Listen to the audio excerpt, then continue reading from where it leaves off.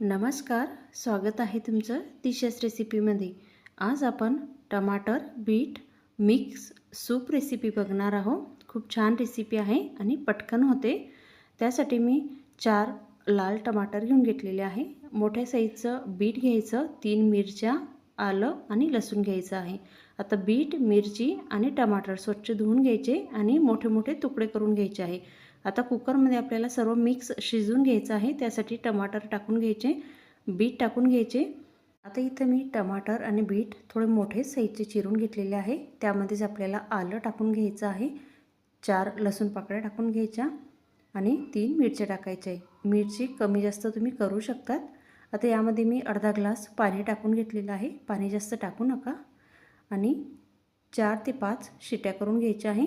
आणि बघा छान असं टमाटर बीट शिजून तयार झालेलं आहे। आता गार होऊ द्यायचं आणि थंड झाल्यावरच आपल्याला मिक्सरमध्ये बारीक करून घ्यायचं आहे। आता छान थंड झालेलं आहे। आता बारीक छान पेस्ट तयार करून घ्यायची आहे। अशा प्रकारे बारीक करून झाल्यावर सुद्धा आपल्याला हे सर्व मिश्रण गाळून घ्यायचं आहे। त्यासाठी एक मोठं भांडं ठेवायचं, त्यावर चाळणी ठेवायची आणि त्यावर सर्व हे मिश्रण टाकून घ्यायचं। आता हे सर्व आपल्याला चमच्याने किंवा ग्लासाने असं मिक्स करायचं आणि गाळून घ्यायचं आहे। आता छान असं गाळून झाल्यावर वरचं हे थोडंसं जाडसर असतं ते बाजूला काढून घ्यायचं। असं गाळून घेतल्याने मिरचीची बी किंवा टमाटरची बी वगैरे असते ना, छोटे तुकडे असतात, ते बाजूला निघून जातात। आणि बघा छान अशी बारीक पेस्ट तयार झालेली आहे। आता याला फोडणी देऊन द्यायची। आता गॅसवर कढई ठेवायची, त्यामध्ये बटर टाकायचं। बटरऐवजी तेल टाकायचं असेल तरीसुद्धा चालेल, पण बटरने वेगळा स्वाद येतो, त्यासाठी थोडं तरी बटरच टाका। आणि आता यामध्ये मी काळे मिरे टाकलेले आहे, यामध्ये तुम्हाला लवंगसुद्धा टाकू शकतात। आणि आता यामध्ये मी दालचिनीचे छोटे तुकडे टाकलेले आहे, छान परतवून घ्यायचे। आणि नंतर बारीक केलेलं सर्व सूप आपल्याला यामध्ये टाकून घ्यायचं आहे।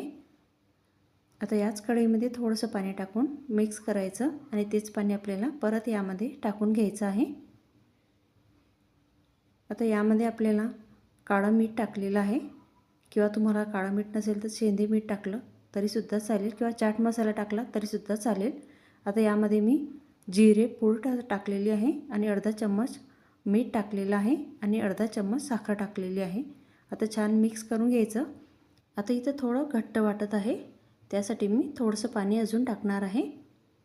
तुम्हाला घट्ट जसं हवं तसं करू शकतात। आता यामध्ये मी थोडंसं पाण्यामध्ये अर्धा चम्मच कॉर्नफ्लॉवर पावडर टाकलेली होती आणि मिक्स करून ते सर्व यामध्ये टाकून घ्यायचं आणि परतवून घ्यायचं, म्हणजे मिक्स करायचं, छान मिक्स करायचं।